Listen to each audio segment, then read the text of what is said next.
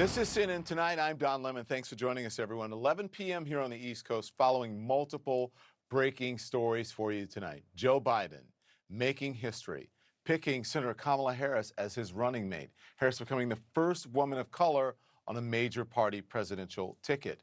The two are set to appear tomorrow, I should say, in Delaware. So joining me now is Aarti Shahani. He is a national political reporter for the New York Times, and Aarti Shahani. She is the author of Here We Are, American Dreams, American Nightmares. That is a great title for a book. Thank you both for joining us. Thank you. Aarti, let's talk about this, and this will, get all of the people who are on social media who are texting me and emailing me saying, don't forget she's mixed heritage. So I wanted to say, okay, we have a whole segment coming up on that. Hold your horses, okay? And we'll be talking about it a lot more. But thank you for joining us. Listen, this is a picture of her parents on Facebook, Shamala Gopalan and also Donald Harris, immigrants from India and Jamaica.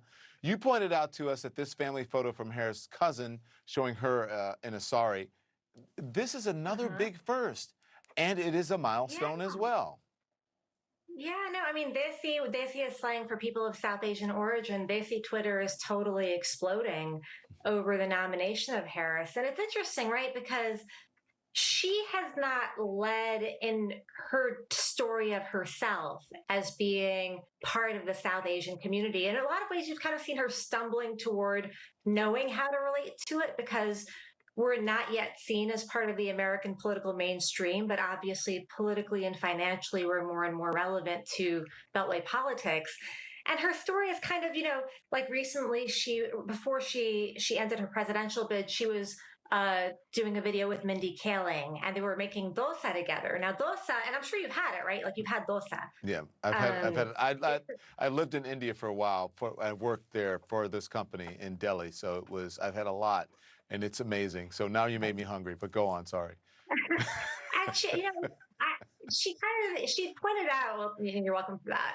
She pointed out she hadn't made dosa before. And I guess part of me is wondering, how is she going to start signaling her deep connection to her roots and her uniquely American story, right? Because being multiracial and herself being migrant, and by that I mean she was born in this country but then went to Canada for many years. I mean, that is so much of our experience. That is so much of how we live. And, we're at this juncture where there's this big disconnect between the political narrative and our realities.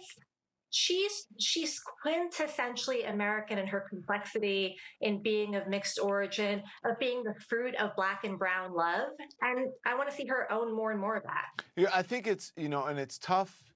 I think in America, I'm glad you're here to talk about this, because it's tough for Americans to, because people want to put people into a box. Like you have, okay, either you're this or you're that or you're that. Okay, so she's multi-ethnic. She has multi-ethnicities.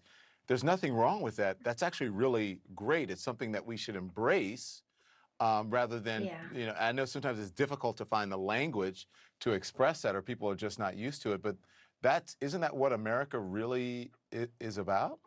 I mean, this is kind of like the tragic irony of our moment, is that at the very time that we're just talking about how polarized this country is, the stark fact continues to be that we are the epicenter of the world converging. Mm-hmm. Your life, my life, and her life were evidence of that. And people relate to it. I mean, the reason they see Twitter is going crazy is because they see themselves in her. And for me, for example, I grew up in working class New York City.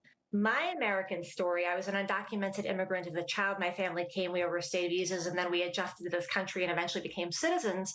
My story is a bunch of Black aunties, Jamaican, African-American, Nigerian, Auntie Ayo, one of my favorite, teaching us how to make this country our home. Mm-hmm. And that's true for a lot of working class South Asians. Like you look throughout New York, New Jersey, Maryland, Atlanta, so many working class Asians have the story of learning to be American through our Black brothers and sisters. Yeah. And she embodies that. Right. And then she's a woman of color. And that's okay, so that's it. She's a woman of color, and that's what's important here. Mm-hmm.